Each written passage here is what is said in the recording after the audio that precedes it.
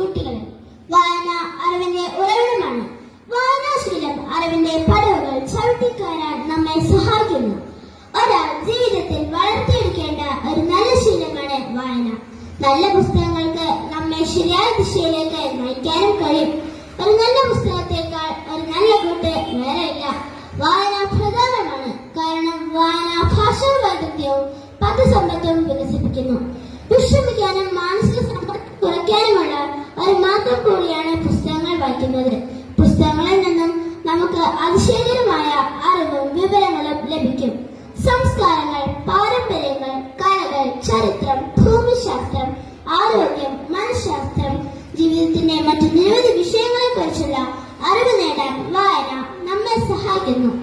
വായന നമ്മെ ഭാവനയുടെ ലോകത്തേക്ക് കൊണ്ടുപോവുകയും സർഗാത്മകത വികസിപ്പിക്കുകയും ചെയ്യുന്നു.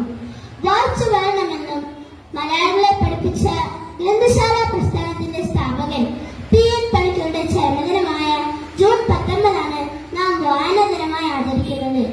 വായന പാവനനെ പണ്ഡിതനാക്കും, പണ്ഡിതനെ എളിയവനാക്കും. ഇന്ന് വായിച്ചു വളരുന്ന കുട്ടികളായ നമ്മളാണ് നാളെ വീടിന്റെ ഈ നാടിന്റെ ഉത്തരവാദിത്തം ഏറ്റെടുക്കേണ്ടവർ. ശരീരത്തിന് വ്യായാമം എന്ന പോലെ മനസ്സിനെ ശക്തി